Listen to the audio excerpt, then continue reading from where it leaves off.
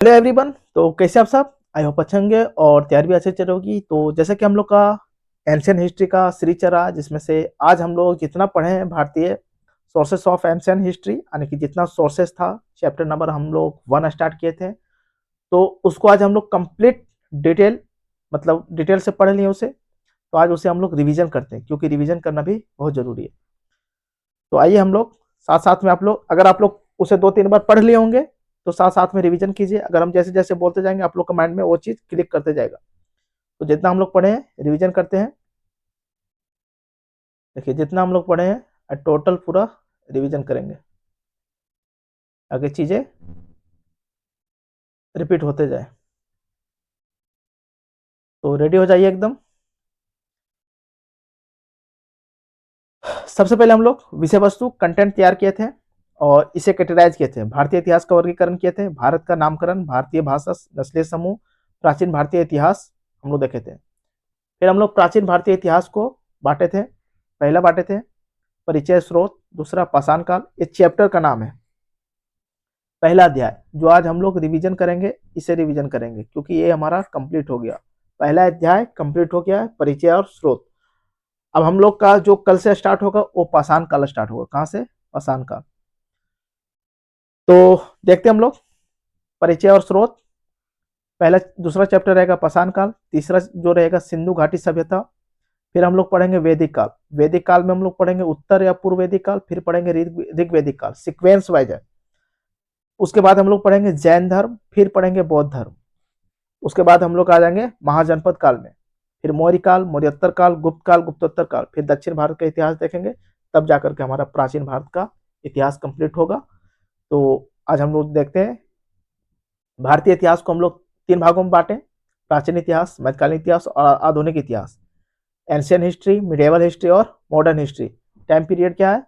712 ईस्वी तक क्या है प्राचीन इतिहास, 712 से लेकर के औरंगजेब की मृत्यु तक।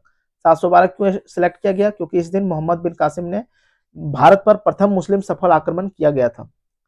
और 707 ईस्वी क्यों? क्योंकि इस दिन मुगल साम्राज्य का पतन हो जाता है। 1707 ईस्वी में औरंगजेब के मृत्यु के बाद मुगल साम्राज्य लगभग ढह गया था।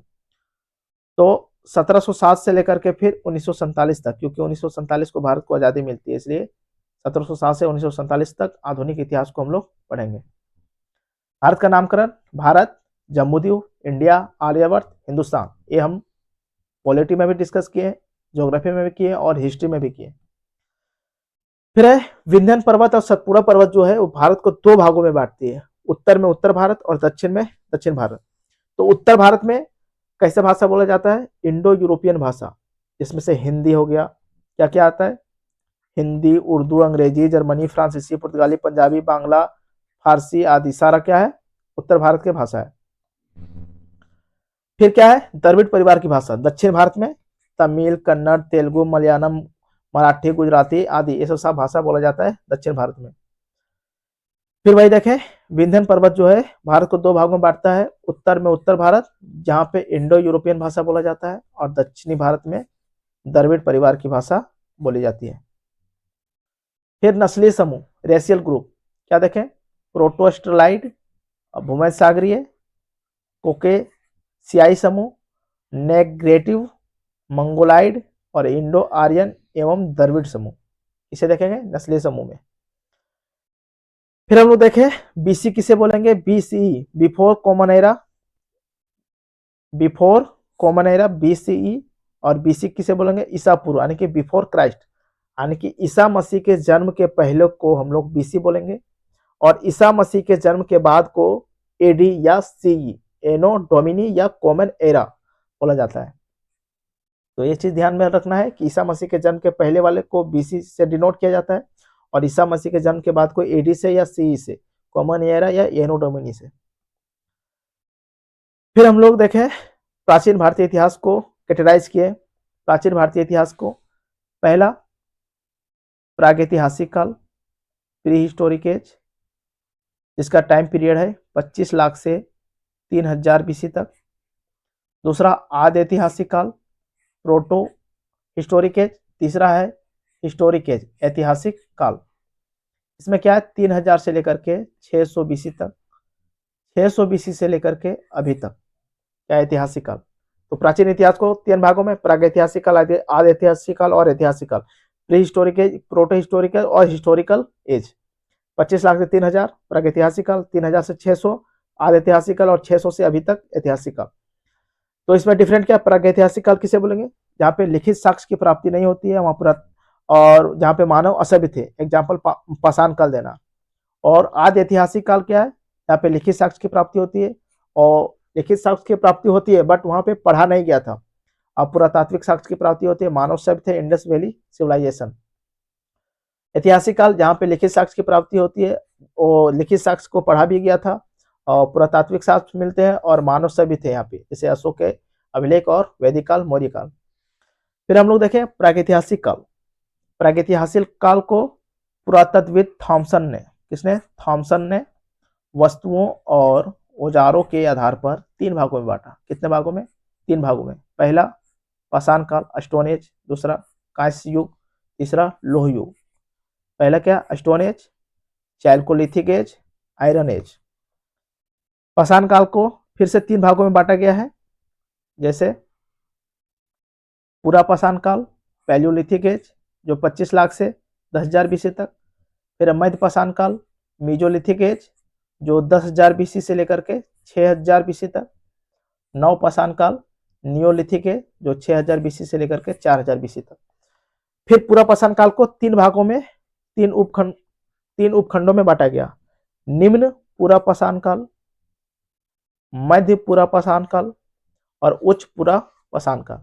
25 लाख से 1 लाख बीसी, 1 लाख से 40,000 बीसी और 40,000 से 10,000 बीसी तक। फिर आगे हम लोग देखें चैप्टर पहला हम लोग स्टार्ट किए, अध्याय 1।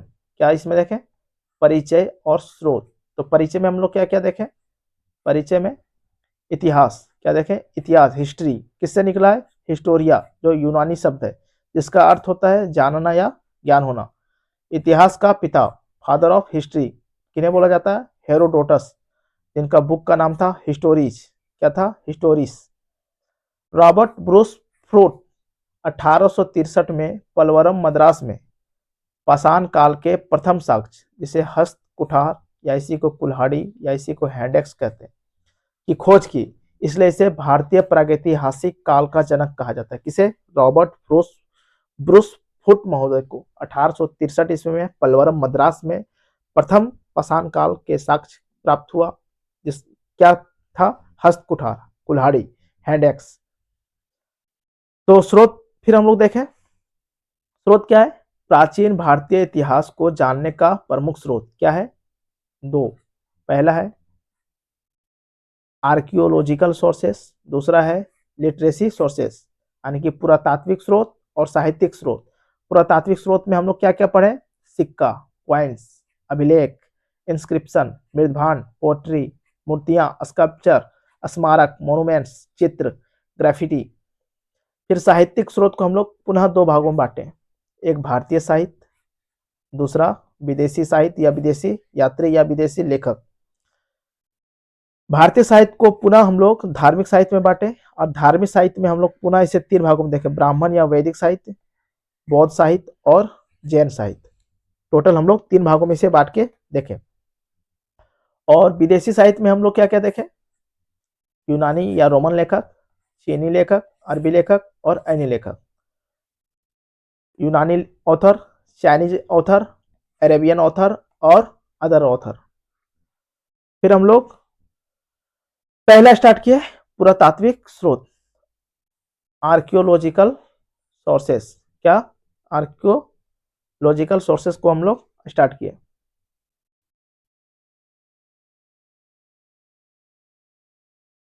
इसमें देखें सिक्के के अध्ययन को क्या बोलते हैं, मुद्रा शास्त्र। क्या बोलते हैं, मुद्रा शास्त्र। इसे इंग्लिश में न्यूमिस्मैटिक्स, क्या, न्यूमिस्मैटिक्स।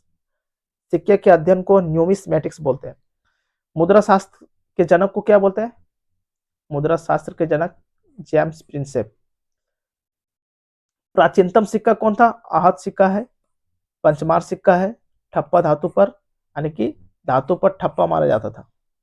सबसे पहले सिक्के पर लेख लिखवाने का काम किसने किया था? यवन ने। कौन? यवन। फिर सबसे पहले भारत में तिथि युक्त सिक्का कौन चलाया था? जीवदामन। कौन? जीवदामन। कौन था ये? शक शासक जीवदामन। सर्वप्रथम शुद्ध सोने का सिक्का विम कडफिसस। सर्व सबसे पहले शुद्ध सोने का सिक्का विम कडफिसस कौन था? कुषाण शासक था। और तिथि युक्त सिक्का कौन चलाया था? शक शासक। ये ध्यान रखना है, शक शासक जीवदामन, तिथि युक्त सिक्का। और सबसे ज्यादा शुद्ध सोने का सिक्का विम कडफिसस कुषाण शासक। और सबसे ज्यादा सर्वाधिक सोने का सिक्का किसके शासनकाल में चला गया था? गुप्त शासक में। और गुप्त शासक में के समय गुप्तकालीन सिक्के कौन कौन से थे? तो दिनार किसे बोला जाता था?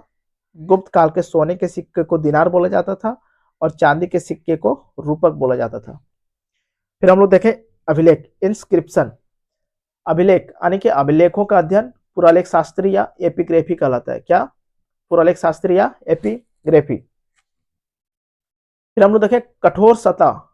अभिलेख कहाँ उत्कीर्ण किया जाता है? कठोर सतह, जैसे कि पत्थर हो गया, धातु हो गया, इस पर उल्लेख किया जाता है। एग्जाम्पल में हम लोग देखें मुहर, परस्तंभों, स्तूपों, चट्टानों, ताम्रपत्रों, मूर्तियों, मंदिरों आदि, ईंटों आदि पर उत्कीर्ण किया जाता है। प्राचीन लिपियों का अध्ययन पेलियोग्राफी कहलाता है। क्या? लिपियों का अध्ययन पेलियोग्राफी कहलाता है। अभिलेखों का अध्ययन एपिग्राफी कहलाता है। प्राचीनतम अभिलेख कौन था? बोगज बोगज कोई का अभिलेख। कहाँ का था? ईरानी अभिलेख था।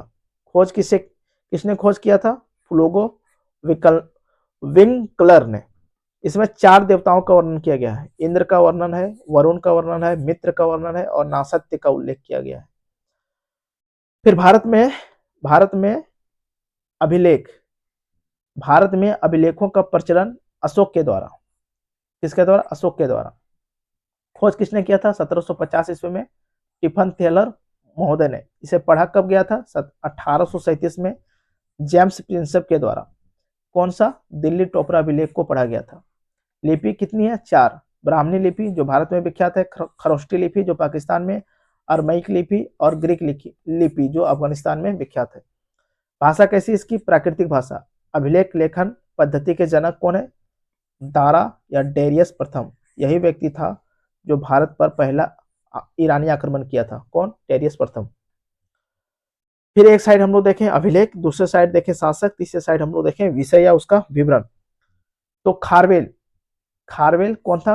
कलिंग शासक खारवेल का कौन सा अभिलेख था? हाथी गुम्फा अभिलेख। कहाँ पे हाथी गुम्फा अभिलेख? उदयगिरी पहाड़ी उड़ीसा में है। इसकी लिपि कौन सी है? ब्राह्मणी लिपि है। भाषा कैसी है? प्राकृतिक भाषा। इसमें तिथि है? नहीं है। सबसे पहले भारतवर्ष का उल्लेख किसमें किया गया था? हाथी गुम्फा अभिलेख। कहाँ पे? उदयगिरी पहाड़ी पे। कौन से शासक? खारवेल का हाथी गुम्फा अभिलेख।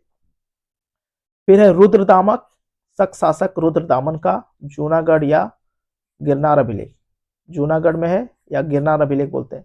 चंपू शैली में है। कौन सी शैली में? चंपू शैली में। चंपू शैली किसे बोलते हैं? जो गद और पद का मिश्रण होता है उसे चंपू शैली बोलते हैं। संस्कृत में लिखी पहला सबसे बड़ा अभिलेख है। संस्कृत में लिखी पहला सबसे बड़ा अभिलेख। फिर है गौतमी बलश्री। कौन थी ये? सातवाहन शासक गौतमी पुत्र सातकर्णी का माँ थी। गौतमी पुत्र सातकर्णी का माँ थी गौतमी बलश्री। इन्हीं का नासिक अभिलेख है। नासिक अभिलेख किनका है? गौतमी बलश्री का। फिर समुद्रगुप्त का प्रयाग प्रशस्ति। क्या? समुद्रगुप्त का प्रयाग प्रशस्ति कहाँ पे है? उत्तर प्रदेश में। इसमें समुद्रगुप्त का वर्णन है, संस्कृत भाषा में है। इसका जो कवि था समुद्रगुप्त का जो कवि था जिनका नाम था हरिसेन, ये चंपू शैली में उत्कीर्ण करवाया।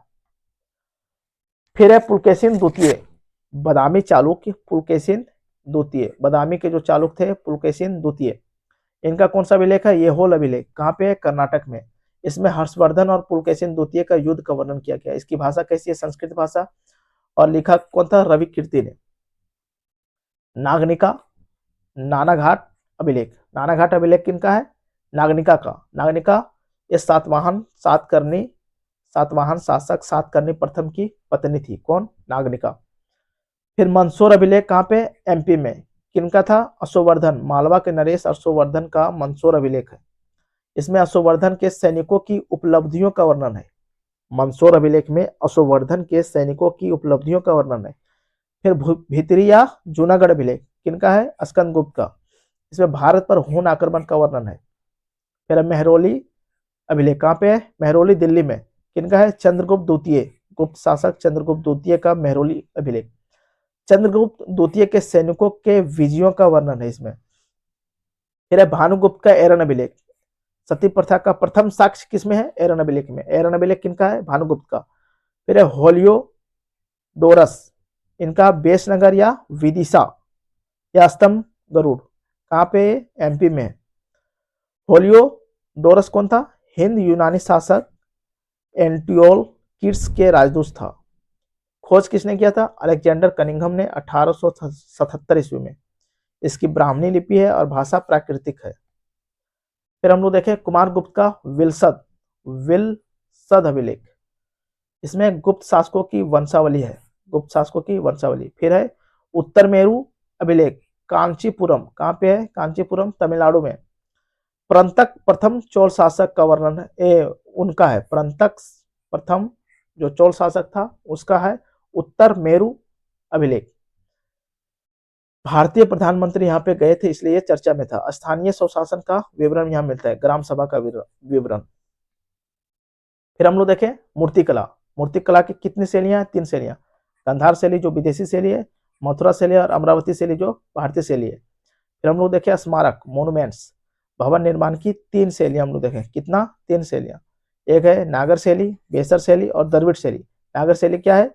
हिमालय और विंध्यन के बीच को नागर शैली बोलते हैं, और विंध्यन और कृष्णा के बीच के बेसर शैली बोलते हैं, और कृष्णा और कन्याकुमारी के बीच को द्रविड़ शैली। ये देखिए प्राचीनतम सिक्के कैसे थे, प्राचीनतम सिक्के। ये भित्ति चित्र ये पत्थरों पे उत्कीर्ण है, पत्थरों पर। ये भी भित्ति चित्र।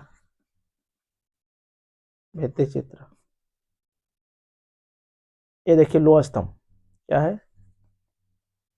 लोह स्तंभ। ऐसा लोहा है कि अभी तक जंग नहीं लगा है। कहाँ पे है? मेहरौली में। मेहरौली दिल्ली में है ये, कुतुब मीनार के प्रांगण में। कुतुब मीनार के प्रांगण में है। जो कुतुब मीनार गए होंगे वो देखे होंगे ये चीज। ये ताम्र पत्रों में देखिए कैसे लिखता है, ताम्र पत्रों में। फिर हम लोग देखें साहित्यिक स्रोत। क्या? साहित्यिक स्रोत। साहित्यिक स्रोत को 3 भागों में बांट के देखें। धार्मिक साहित्य, विदेशी साहित्य या विदेशी यात्री, फिर ऐतिहासिक historical. Religious literacy, foreign traveller. धार्मिक साहित्य को 3 भागों में देखें। वैदिक साहित्य, बौद्ध साहित्य या बुद्धिस्ट लिटरेसी, और जैन लिटरेसी। इसमें देखें वेद, ब्राह्मण ग्रंथ, आरण्यक, उपनिषद और वेदांत। ये सब जितना है पूरा हम लोग वैदिक काल का जो चैप्टर चलेगा उसमें पूरा डिटेल से देखेंगे, इसलिए यहाँ पे इसे केवल हम लोग लिखे। फिर 18 पुराण देखे, षष्ठ दर्शन, सूत्र, स्मृति, महाकाव्य। महाकाव्य को महाभारत और रामायण, इसे हम लोग पूरा डिटेल से देखें। तो बौद्ध साहित्य में हम लोग क्या देखें? त्रिपिटक। कौन कौन सा पिटक है? सुत्त पिटक, विनय पिटक, अभिधम पिटक। इस तीनों को त्रिपिटक बोलते हैं। कौन सी भाषा में? पाली भाषा में। फिर जातक कथा, बुद्ध की पूर्व जन्म की कथा, और विशुद्धिमग्ग बुद्ध घोष द्वारा लिखित। फिर अभिधम कोश वसुबंध के द्वारा लिखित। बुद्ध चरित और स्वंद्रानंद और सारित्र प्रकरण अश्वघोष के द्वारा लिखित है। कथा वस्तु हेनयान संप्रदाय से रिलेटेड है। मिलिंद पान्हो नागसेन द्वारा लिखित। मिलिंद पान्हो नागसेन और माध्यमिकारिका नागार्जुन के द्वारा लिखित। कल्पसूत्र भद्रबाहु के द्वारा लिखित। परिशिष्ट पर्वन हेमचंद्र के द्वारा लिखित। और भगवती सूत्र महावीर स्वामी की कथा का वर्णन है। फिर हम लोग देखें वेद। भारत का प्राचीनतम धर्म ग्रंथ है। वैदिक साहित्य में कितना? टोटल 4, संहिता, ब्राह्मण, अरण्यक, उपनिषद। कितना वेद? टोटल 4 वेद है। ऋग्वेद, सामवेद, यजुर्वेद, अथर्ववेद। भाषा कैसी है वेद की? संस्कृत। और लिपि कैसी है? ब्राह्मणी। फिर प्रस्थान त्रय किसे बोलते हैं?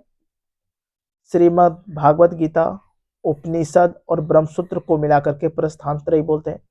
श्रीमद् भागवत गीता को स्मृति प्रस्थान भी बोलते हैं और उपनिषद को श्रुति प्रस्थान भी बोलते हैं और ब्रह्मसूत्र को न्याय प्रस्थान भी बोलते हैं। श्रीमद् भागवत गीता स्मृति श्रुति न्याय, स्मृति श्रुति न्याय। वेद त्रय क्या है?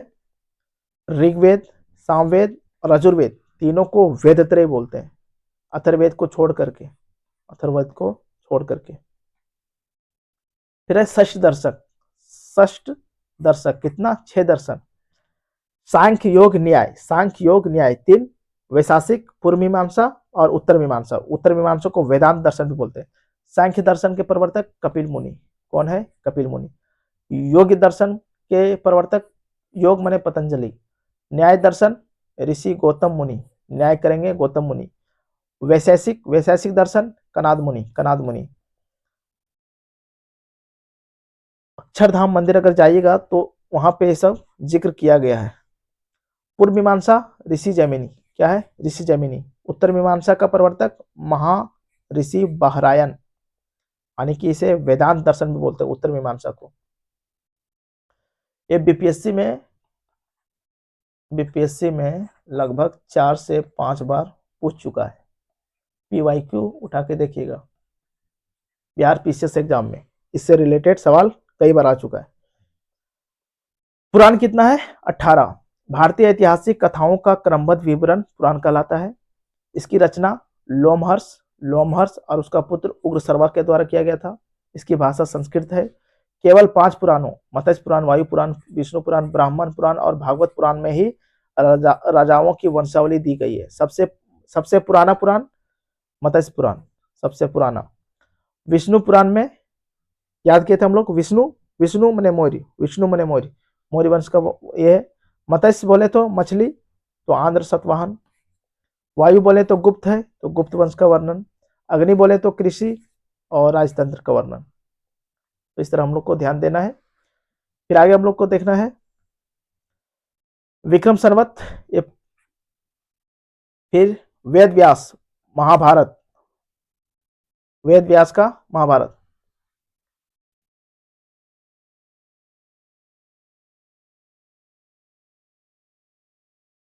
वाल्मीकि का रामायण, फिर महर्षि वेद व्यास द्वारा रचित महाभारत।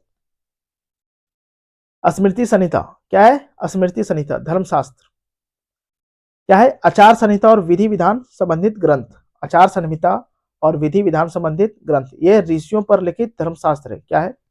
आचार संहिता और विधि विधान संबंधित ग्रंथ है, ये ऋषियों पर लिखित धर्मशास्त्र है। प्रमुख स्मृतियां क्या है? मनुस्मृति। क्या है? मनुस्मृति। क्या है? मनुस्मृति सबसे प्राचीनतम है। इसमें 12 अध्याय है, शुंग काल का वर्णन है। इस पर 4 लोगों ने टीका लिखा। क्या? मेघातिथि गोविंदराज भरूची कुल्लुक भट्ट, मेघातिथि गोविंदराज भरूची कुल्लुक भट्ट, मेघातिथि गोविंदराज भरूची कुल्लुक भट्ट।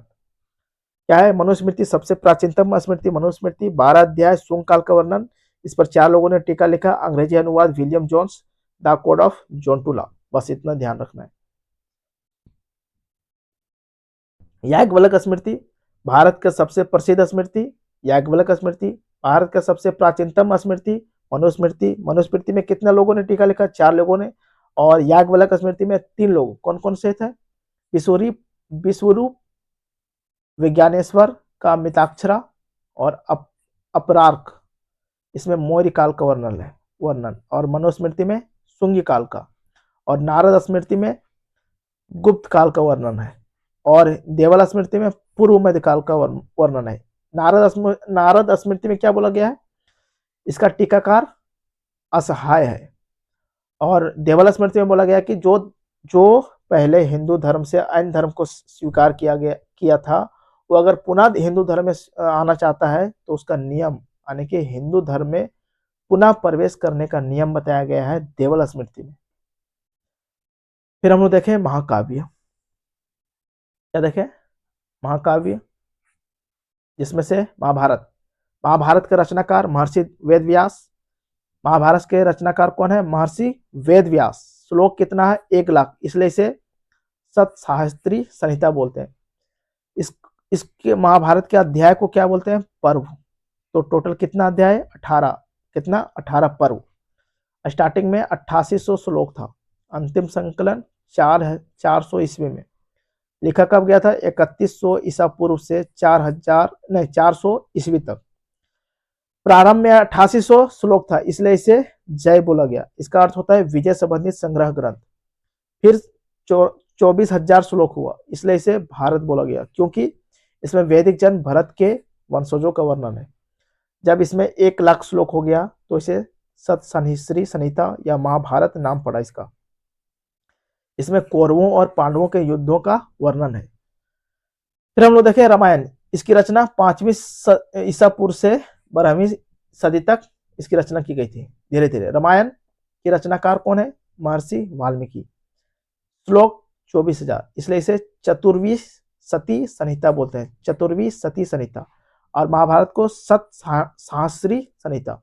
इसमें इसके अध्याय को भाग बोलते हैं और महाभारत के अध्याय को पर्व बोलते हैं। महाभारत में 18 पर्व और इसमें 7 अध्याय। तो सबसे बड़ा भाग कौन है? लंका कांड। इसमें स्टार्टिंग में 6,000 श्लोक था, फिर 12,000 हुआ, फिर 24,000 हुआ। फिर हम लोग देखें सूत्र साहित्य किसमें है? गद्य में। क्या ये वाक्यों का संग्रह है और वेदों का सूत्र है, जो विभिन्न विषयों जैसे कि दर्शन हो गया, भाषा हो गया, कानून हो गया, धार्मिक अनुष्ठान हो गया, के ज्ञान को संहिताबद्ध करता है। सूत्र साहित्य। इसमें हम लोग देखें कल्प सूत्र। वे ग्रंथ जो यज्ञ के विधि एवं नियमों का उल्लेख करता है, जो यज्ञ एवं विधि के नियमों का उल्लेख करता है, उसे कल्पसूत्र कहते हैं। कल्पसूत्र के 4 भाग है। कितने भाग? 4 भाग। पहला है स्रोत सूत्र, गृह सूत्र, धर्म सूत्र, शुल्ब सूत्र। किस सूत्र में यज्ञ के नियम का वर्णन किया गया है? तो स्रोत सूत्र। किस सूत्र में घरेलू अनुष्ठान और 16 संस्कारों का उल्लेख किया गया है? तो गृह सूत्र। अगर पूछा जाए किस सूत्र में सामाजिक कर्तव्यों का उल्लेख है? तो धर्म सूत्र। किस सूत्र में नैतिक सिद्धांतों, कानूनों, नियमों का वर्णन है? तो धर्म सूत्र। इसमें विष्णु सूत्र है, जिसमें से अस्पृश्यता का विवरण किया गया। किसमें? विष्णु सूत्र में। विष्णु सूत्र किसका भाग है? धर्म सूत्र का। फिर किस सूत्र को गणित का प्राचीनतम ग्रंथ कहते हैं? शुल्ब सूत्र को। भारतीय गणित के प्राचीनतम ग्रंथ किस सूत्र को बोलते हैं? शुल्ब सूत्र। यह क्या है? यज्ञ वेदियों के निर्माण से जुड़ी ज्यामितीय जानकारी देता है। पाइथागोरस प्रमेय का उल्लेख धर्म सूत्र में है? नहीं, पाइथागोरस प्रमेय का उल्लेख शुल्ब सूत्र में है। किसमें? शुल्ब सूत्र में। शुल्ब सूत्र के 4 भाग है। बोधायन, मानव, अपस्तंभ और कात्यायन। फिर हम लोग देखें संवत। संवत क्या है? कैलेंडर।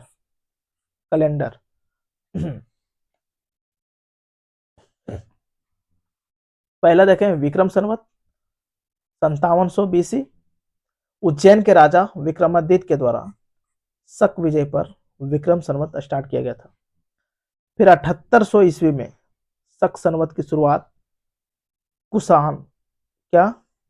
कुषाण शासक कनिष्क के द्वारा। किसके द्वारा? शक संवत कनिष्क के द्वारा, विक्रम संवत विक्रमादित्य के द्वारा, उज्जैन के राजा विक्रमादित्य के द्वारा। शक संवत को 1957 में भारतीय राष्ट्रीय कैलेंडर के रूप में अपनाया गया। फिर है गुप्त संवत 319 ईस्वी में। गुप्त संवत वल्लभी संवत भी इसे बोलते हैं। चंद्रगुप्त प्रथम के द्वारा गुप्त संवत, कनिष्क के द्वारा शक संवत, विक्रमादित्य के द्वारा विक्रम संवत। तो विक्रम शक गुप्त।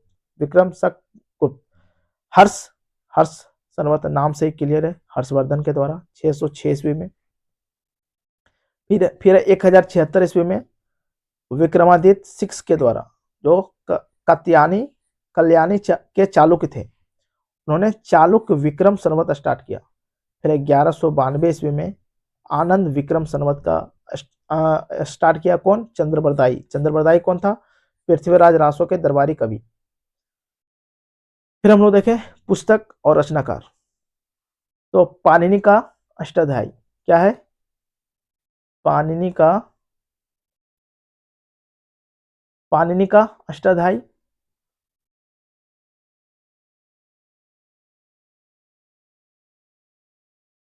अष्टाध्यायी विशाखदत्त का मुद्रा राक्षस, पतंजलि का महाभ्यास, सोमदेव का कथा सरित सागर, क्षेमेंद्र का बृहद कथा मंजरी, कौटिल्य का अर्थशास्त्र, कामंदक का नीतिशास्त्र, दंडी का 10 कुमार चरित्रम, विष्णु शर्मा का पंचतंत्र। पुस्तक का नाम है। नारायण भट्ट का हितोपदेश, गुणाढ़ का बृहद कथा, भरत मुनि का नाट्यशास्त्र, वात्स्यायन का कामसूत्र, बाण भट्ट का हर्षचरित और कादम्बरी, राजा हर्षवर्धन का नागानंद, प्रियदर्शिका और रत्नावली, अमरदास का अमरकोश और जयदेव का गीत गोविंद, चंद्रलोक और ऋतमंजरी।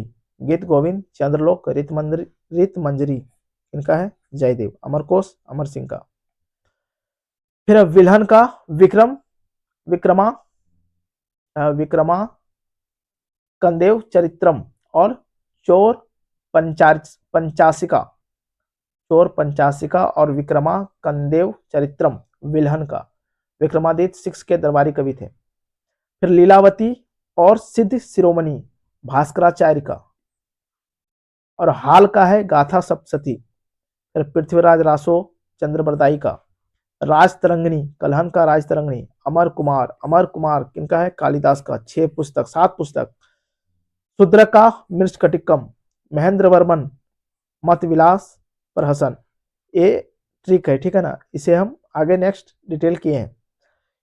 हिस्टोरिका हेरोडोटस का हिस्टोरिका 5वीं सदी में इतिहास का पिता बोला जाता है इन्हें। मेगास्थनीज का इंडिका, प्लिनी का नेचुरल हिस्ट्री, वैनसांग का सीयूकी, इब्न बतूता का रेहला, कालिदास का अमर कुमार 6 पुस्तक है। 3 है नाटक, 2 है महाकाव्य और 2 है खंड काव्य या लघु काव्य। नाटक में क्या है? अभिज्ञान शकुंतलम, मालविकाग्नि मित्रम, विक्रमो वर्षियम। फिर है रघुवंश कुमार संभव महाकाव्य है। मेघदूत और ऋतु संहार खंड काव्य है। फिर हम लोग देखें विदेशी यात्री में यूनानी रोमन लेखक, चीनी लेखक और अरबी लेखक और अन्य लेखक। तो इसे हम लोग देखते हैं। यूनानी लेखक में हेरोडोटस। कौन? हेरोडोटस, मेगास्थनीज, डाइमेकस और डायनोसियस, टेसियस और Periplus of the Erythraean Sea. Herodotus इतिहास का पिता कहलाता है। हिस्टोरिका नामक बुक लिखा, भारत ये नहीं आया था। मेगास्थनीज कौन था? सेल्यूकस निकेटर के राजदूत था, चंद्रगुप्त मौर्य के दरबार में आया था और इंडिका नामक पुस्तक था इसका, और भारतीय इतिहास का पिता कहलाता है। डायमेकस और डायनोसियस कौन था? बिंदुसार के काल में आया था। और टेसियस ईरानी राजवेद था। पेरिप्लस ऑफ द एरिथियन सी का लेखक अज्ञात है और इसमें भारतीय बंदरगाह के बारे में उल्लेख किया गया। चीनी लेखक फाहियान, वैनसांग, संयुग और इत्सिंग। फाहियान चंद्रगुप्त द्वितीय के शासनकाल में आया था। हर्षवर्धन के शासनकाल में आया था। फाहियान चंद्रगुप्त द्वितीय के शासनकाल में बौद्ध मतावलंबी है, 5वीं सदी में आया। गुप्त काल का वर्णन करता है। इसकी पुस्तक का नाम है फाहियान फोकुकी वैनसांग सीयूकी वैनसांग। तो हर्षवर्धन वैनसांग। बौद्ध मतावलंबी ये भी था। 629 से 645 ईस्वी तक आने की 7वीं सदी में आया था। हर्षकालीन भारत का उल्लेख करता है। 138 देश का उल्लेख बताता है और बिहार नालंदा में अध्ययन भी किया और अध्यापक भी रहा। और आचार्य शिलभद्र था, नालंदा के आचार्य शिलभद्र था। संयुक्त 518 ईस्वी में आता है और गंधार राजवंश का वर्णन करता है। इत्सिंग को ओ सेंग चुआंग इत्सिंग का पुस्तक का नाम है। नालंदा में अध्ययन किया और 7वीं सदी में आया। फिर अरबी लेखक अल बरूनी महमूद गजनवी के साथ 1018 ईस्वी में भारत आया था। किताब उल हिंद अल बरूनी का क्या है? किताब उल हिंद अरबी भाषा में। फिर इब्न बतूता, मोरक्को आतरी इब्न बतूता मोहम्मद बिन तुगलक के समकालीन था। मोहम्मद बिन तुगलक ने इसे 1833 ईस्वी में काजी बनाया और ये दिल्ली सल्तनत का वर्णन करता है। इसके बुक का नाम है किताब उल रेहला अरबी भाषा में। अली अहमद चचनामा का मैक्सिमम बुक में राइटर का नाम नहीं दिया गया, अज्ञात है, बट बहुत सारा बुक में अली अहमद भी दिया गया है। तो ये अली अहमद चचनामा का लेखक। अरबों के सिंध विजय का वर्णन होता है। चचनामा में अरबों के सिंध विजय का वर्णन मोहम्मद बिन कासिम के द्वारा 712 ईस्वी में सिंध पर अटैक किया गया था। फिर 713 ईस्वी में मुल्तान पर अटैक किया गया था, और 713 ईस्वी में ही पहली बार भारत में जजिया कर लगाया था। कौन? मोहम्मद बिन कासिम। सारा देखेंगे हम लोग जब मिडिवल हिस्ट्री पढ़ेंगे। तो चचनामा क्या है? फारसी भाषा में। सुलेमान कब आया था? गुज्जर प्रतिहार नरेश मिहिर भोज के समय में 850 ईस्वी में। अल मसूदी आया था गुज्जर प्रतिहार नरेश महिपाल के समय में 941 ईस्वी में। अन्य लेखक में देखें देखें हम लोग Marco Polo. Marco Polo Italy का निवासी था। 1292 में कोरमंडल के तट पर आया था। ये बोलता है कि रुद्रमा देवी जो दक्षिण भारत की काकतीय वंश की शासिका थी। तारानाथ तिब्बती लेखक था। इसका पुस्तक कंगयूर या तंगयूर। तो देख लिया हम लोग पूरा रिवीजन सेशन पूरा कंप्लीट कर लिया हम लोग। तो आज के लिए इतने ही रखते फिर।